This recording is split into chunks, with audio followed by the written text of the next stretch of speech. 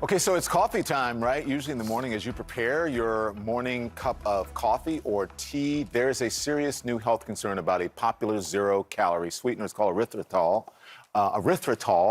According to a new study, it has been linked to an increased risk of heart attack, stroke, even death. Doctors say it's an ingredient in some popular sweeteners and a range of foods, especially keto diet products. But it's hard to identify specific drinks or food that contain it.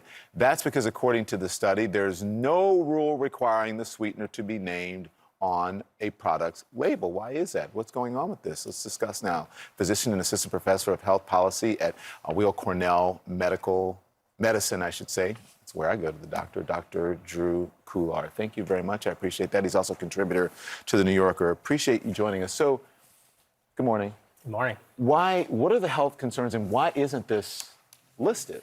Yeah, so erythritol is an artificial sweetener that a lot of people use, and it's really gained popularity in the last couple of years. That's in part because it looks like sugar, it tastes like sugar, but it doesn't have any of the calories, and it doesn't affect our blood glucose levels. And so a lot of people with medical conditions like diabetes tend to use it.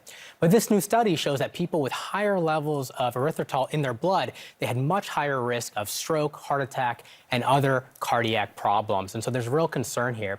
They think that the mechanism might be that it activates our platelets. And so it kind of causes our blood to clot, and that can cause all sorts of downstream problems. Can I ask something real quick, Yeah. please? Excuse me.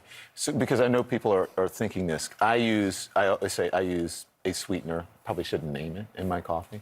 How is this different than those sweeteners, or is it different? Because I'm sure people at home use those different types of sweeteners as well. Yeah, so erythritol is actually mixed in with a lot of sweeteners that are commonly used. So, Okay. so Splenda, Truvia, these types of sweeteners, they contain this because it helps bulk up and add to the sweetener and give it that kind of sugary feeling. Got it. I was just going to ask, didn't the FDA approve this? It did. So the FDA approved this in 2001, and it's generally considered safe. This is new research. It's also preliminary research. So one thing to keep in mind is that this is kind of the first pass at this, and there's a lot of limitations of the study as well. So they found people with higher levels in their blood tended to have higher risk. It's correlation, not necessarily causation.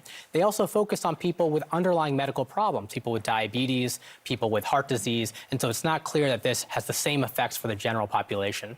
Yeah, I want to switch subjects for a moment because something else we've been talking about a lot lately is the mental health crisis that's happening in this country, but also artificial intelligence. And I love The New Yorker. I read it all the time. And you have a new piece where you talk about this idea that artificial intelligence could be used to address the mental health crisis. You say, can artificial minds heal real ones? What do we stand to gain or lose in letting them try? Obviously, there are huge risks with this. We know that. We've talked about what could go wrong. But you actually think that there could be some upside here. That's exactly right. And we know that America is going through an enormous mental health crisis. 1 in 5 Americans has some type of mental health problem over the course of the year.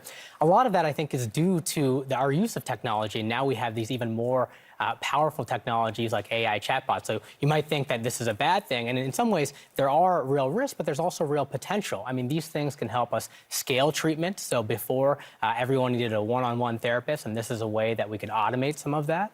But these AI algorithms, they can also look through our medical records. They can look through our social media use, our sleep habits, and put all these things together and give us a real view of our own personal mental health. And so I think while there are many, many risks of this, but there's also a lot of potential, and we need to think carefully about it going forward.